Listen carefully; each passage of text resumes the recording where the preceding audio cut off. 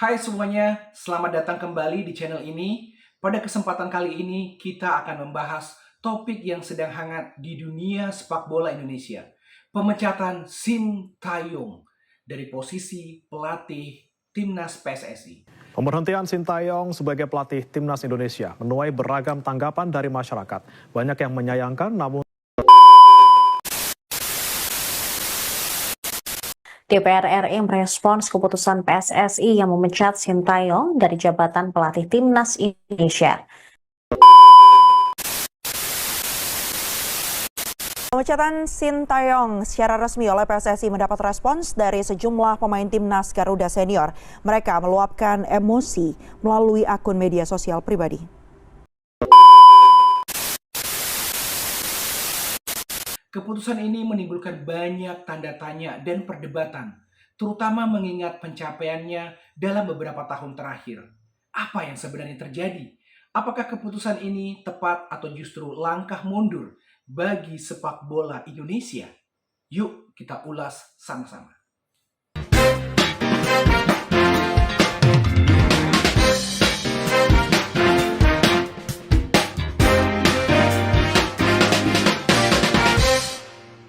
Sintayong pertama kali datang ke Indonesia pada tahun 2019 dengan harapan untuk membawa Timnas Indonesia ke level yang lebih tinggi. Pada awalnya banyak yang meragukan kemampuannya, namun pelatih asal Korea Selatan ini berhasil menciptakan perubahan yang cukup signifikan. Dalam kurun waktu dari 4 tahun, Sintayong berhasil membawa Timnas Indonesia menembus Piala AFF 2020. Sebuah prestasi yang belum tercapai dalam 12 tahun terakhir. Tak hanya itu, ia juga memberikan dampak positif dalam peningkatan performa para pemain muda di Indonesia dengan menciptakan pola permainan yang lebih terorganisir dan dinamis.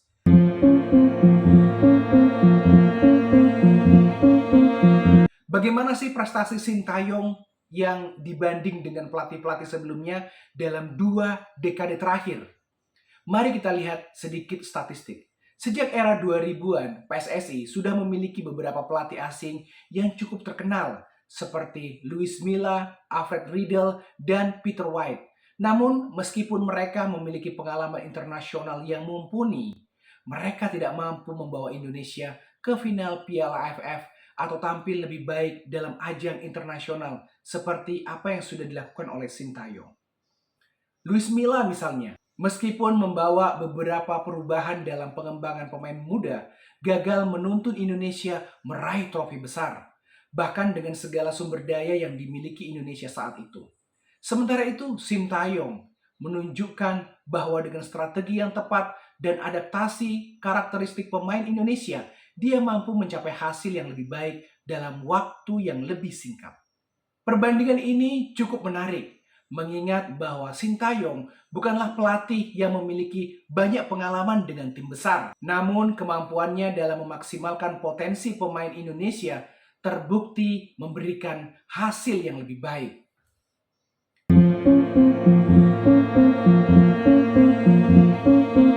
Saya merasa agak kurang setuju sih, karena memang ya kita ngelihat perkembangannya beda banget lah dari dulu sama sekarang kayak gitu ya. Cuman ya harapannya dengan pergantian ini ya lebih baik lah timnas kayak gitu.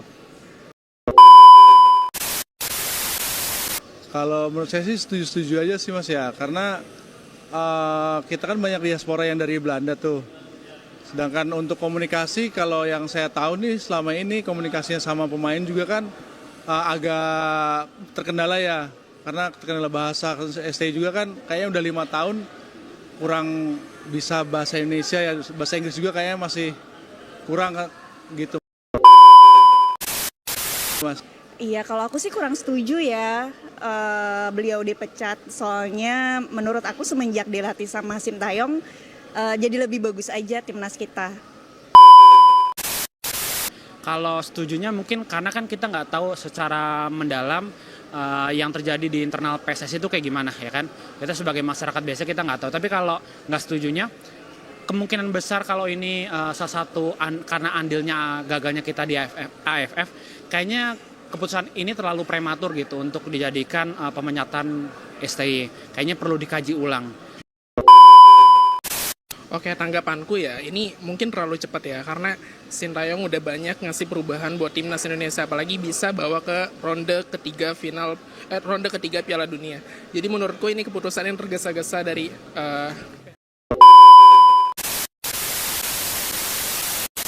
Selama masa kepelatihan Sintayong, Indonesia mulai mendapatkan perhatian lebih di kancah internasional. Banyak yang mengakui perkembangan signifikan dalam permainan timnas Indonesia yang terlihat lebih matang dan terorganisir dalam turnamen-turnamen besar.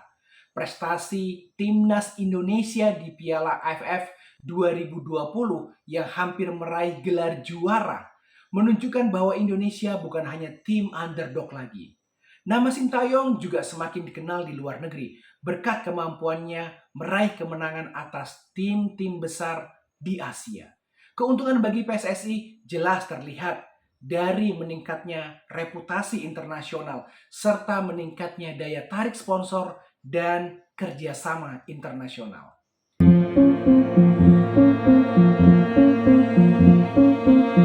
Setelah pemecatan Sintayong, kita perlu bertanya, apa yang akan terjadi pada sepak bola Indonesia? Tentu saja keputusan ini sangat berdampak. Di satu sisi, keputusan ini bisa saja membuka peluang untuk perubahan strategi atau pelatih baru dengan pendekatan yang berbeda.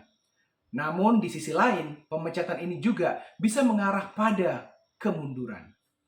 Pasalnya, Sintayong telah membangun fondasi yang kuat untuk masa depan sepak bola Indonesia, terutama dengan pengembangan pemain muda dan pendekatan taktis yang lebih modern. Dengan kepergiannya, timnas Indonesia akan menghadapi tantangan besar dalam mencari pelatih yang dapat melanjutkan apa yang telah dia bangun. Terlepas dari keputusan ini, arah sepak bola Indonesia ke depan sangat bergantung bagaimana PSSI mengelola transisi ini dan bagaimana mereka dapat memanfaatkan potensi pemain muda yang telah dibentuk oleh Sintayong. Hasilnya tinggi sehingga ini menjadi sebuah improvement ya supaya kembali perjuangan kita untuk menuju Piala Dunia kita coba sekritikal mungkin segala kekurangannya kita bisa atasi karena target utamanya ini Piala Dunia. Dan keputusan ini bukan ya karena tentu tim nasional ini milik siapa-siapa tetapi milik Indonesia. Tidak ada ya persepsi tim nasional ini milik Erick Thohir, milik PSSI atau milik coach, ya tidak. Tapi bagaimana kita memastikan semua dinamikanya ini kita ukur sebaik-baiknya sehingga hasilnya juga bisa lebih konsisten. Mungkin itu yang saya bisa sampaikan. Terima kasih. Wassalamualaikum warahmatullahi wabarakatuh. Jadi, apa pendapat kalian tentang pemecatan Sintayong ini? Apakah kalian setuju atau justru merasa ini adalah langkah yang salah bagi sepak bola Indonesia? Jangan lupa tuliskan komentar kalian di bawah, like video ini, dan share ke teman-teman kalian. Kita tunggu bagaimana perjalanan sepak bola Indonesia selanjutnya. Sampai jumpa di video-video berikutnya. Semoga konten ini bermanfaat. Sukses selalu. See you on top.